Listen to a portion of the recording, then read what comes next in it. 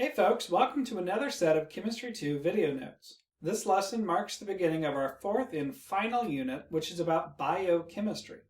Today we'll be talking about one of the four important types of molecules in biochemistry, proteins. So let's get cooking. By the end of this set of notes, you should be able to list the four types of biomolecules, explain how proteins are formed, and describe the structure of proteins. So first off, what is biochemistry? Biochemistry is the study of substances that are essential to life. These substances are called biomolecules, and they're usually organic molecules that contain multiple functional groups. There are four main classes of biomolecules: proteins, nucleic acids, carbohydrates, and lipids.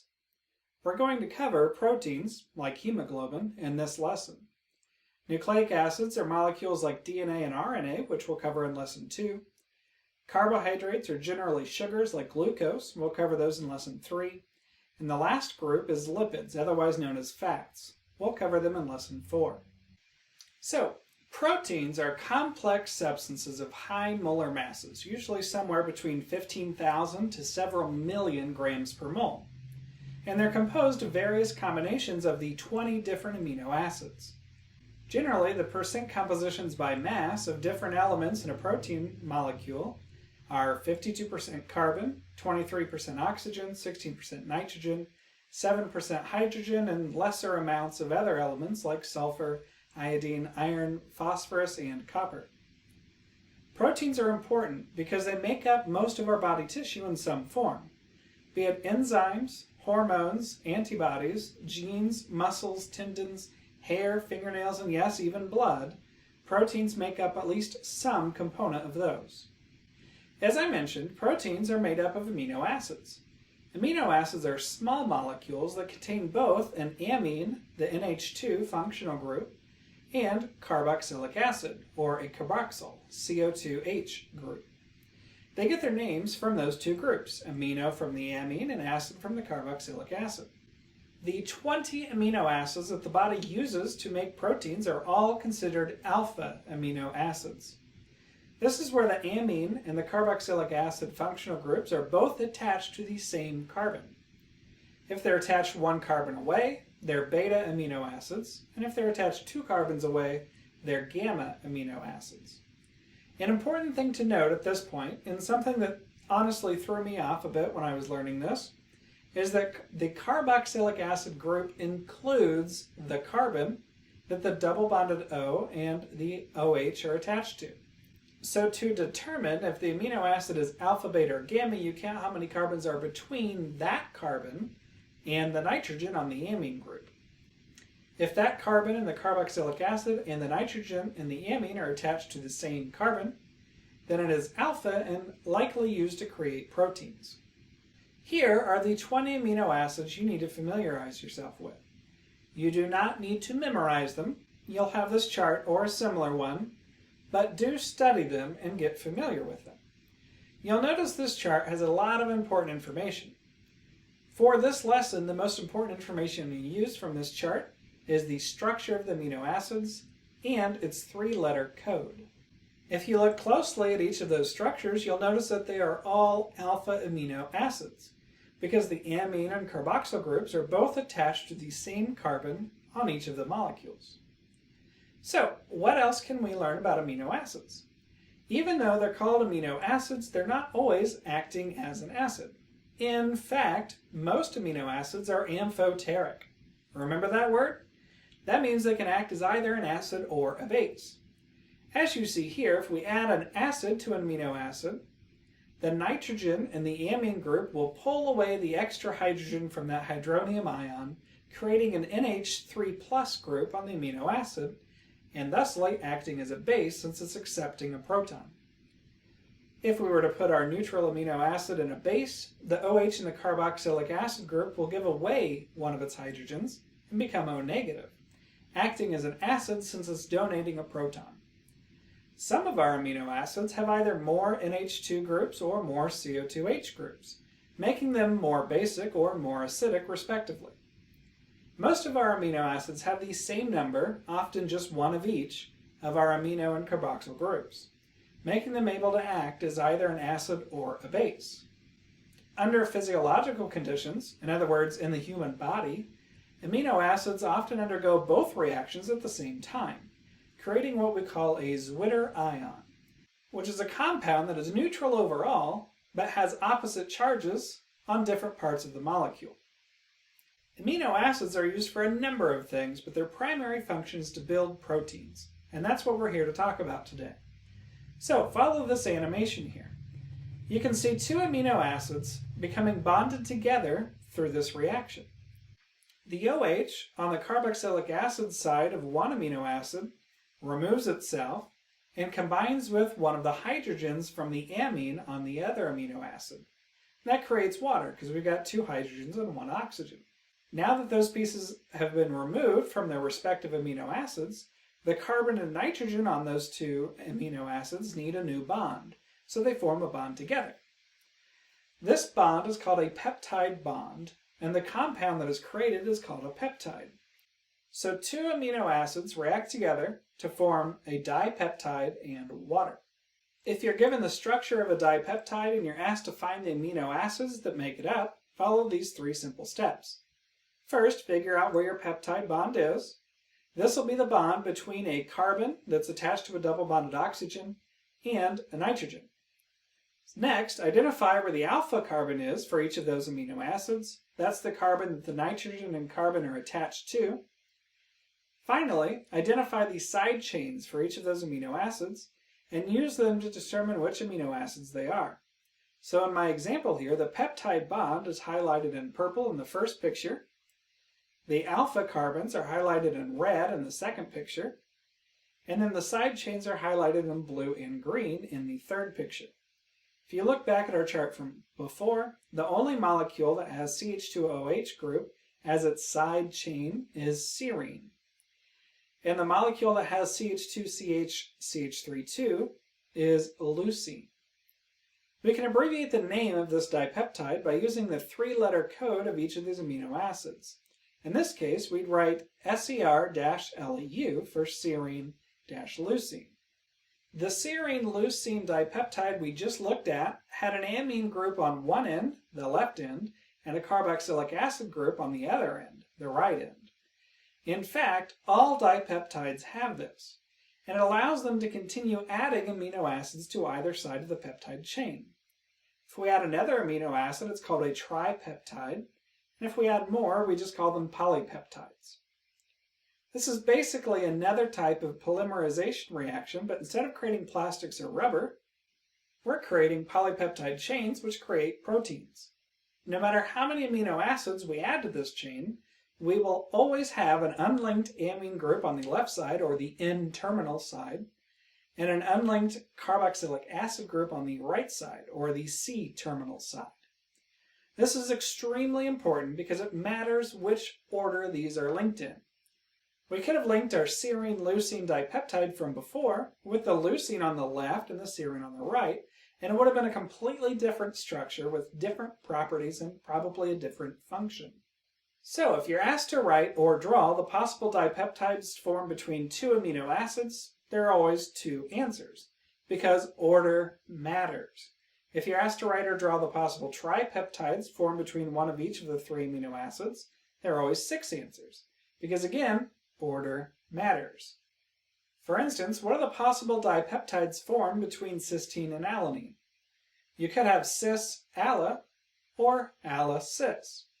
And those are two different dipeptides with different properties.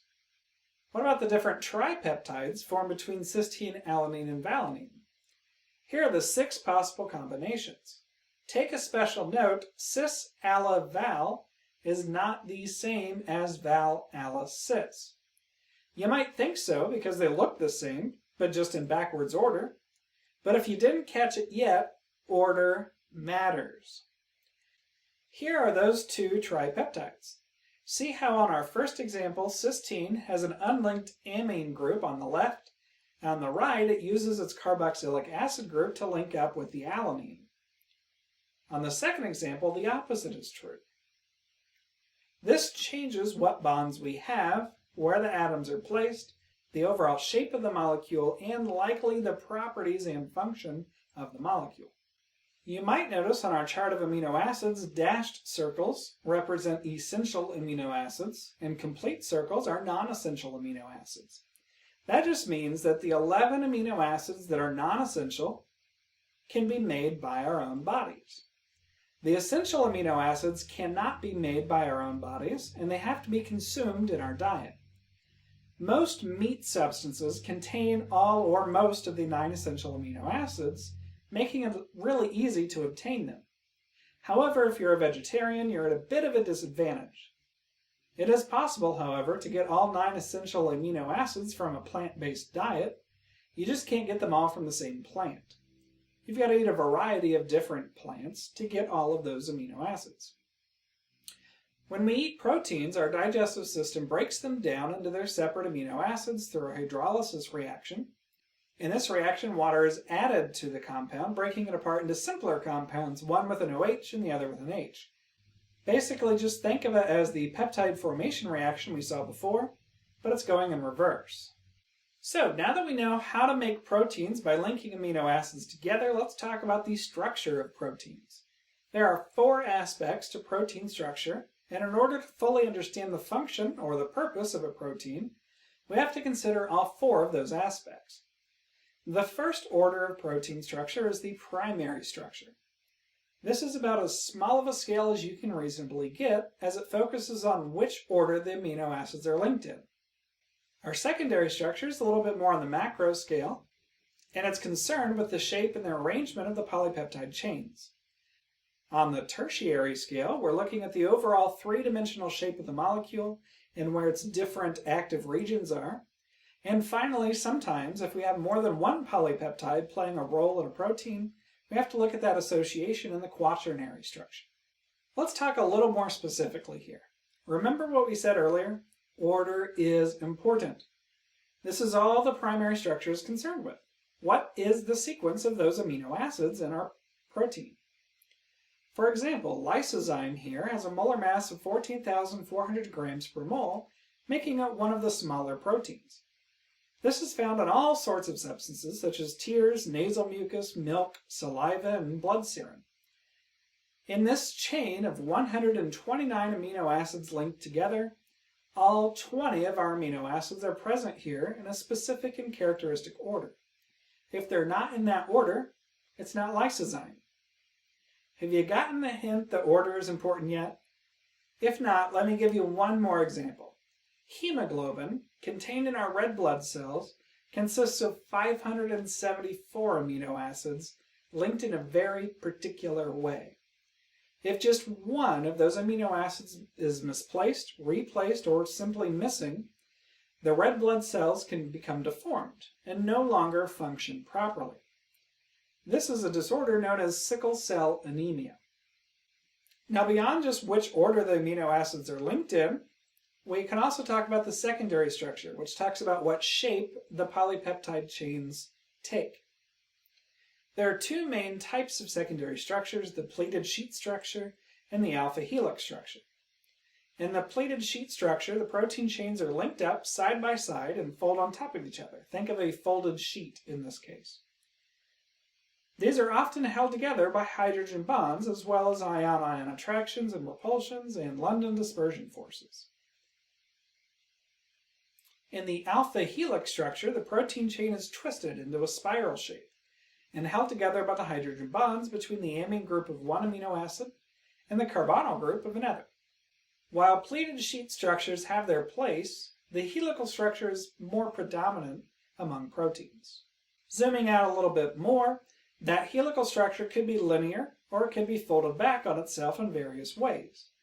The way that the polypeptide chains are folded in on each other in either pleated sheet structures or nonlinear helical structures is very specific for particular proteins. The ways the different regions of secondary structures are arranged in a 3-dimensional shape is called the tertiary structure. For nonlinear helical structures, they could be bundled together and twisted like a cable, or they could be folded together in roughly a spherical shape. If they look like a cable, they're called fibrous proteins, and if they look like a sphere, they're called globular proteins. This folding pattern is extremely important when it comes to how proteins will interact with other types of molecules. Enzymes, for example, often have their active site, the place where the enzyme does all of its work, tucked away deep inside of it. In order for a molecular change to be influenced by an enzyme, the molecule to be changed has to fit in the cavity around the active site, like a puzzle piece. If it doesn't fit, it doesn't get catalyzed.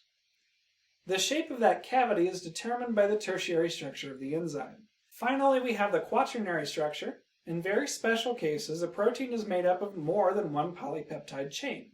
Hemoglobin, for example, is made up of 4 different polypeptide chains linked together. In this case, the function of hemoglobin is dependent not only on the primary, secondary, and tertiary structures, but also the way in which those 4 polypeptide chains are arranged. Oh, you thought it would never end, but here we are, the last slide. The last thing I want to talk about with you today is the denaturation of proteins. When a protein's secondary, tertiary, or quaternary structure is disrupted, it's considered denatured. This completely changes the protein's characteristic properties, such as how soluble it is in water. Generally, when a protein gets denatured, it gets converted to a less orderly or more chaotic state. If you think about it, proteins kind of act like humans in that way. If we want to cause a human to move to a more chaotic or less orderly state, we can easily do that by adding stress.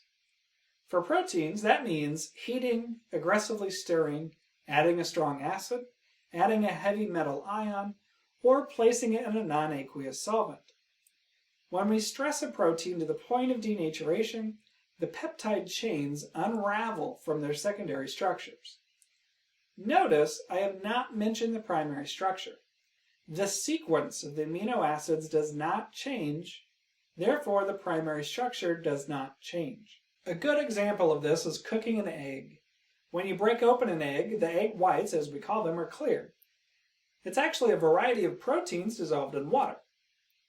In order to be soluble in water and thusly clear, the parts of the peptide chain that are nonpolar and hydrophobic, or fearful of water, are often folded into the middle of the proteins, while the more water-loving or hydrophilic regions are folded onto the outside.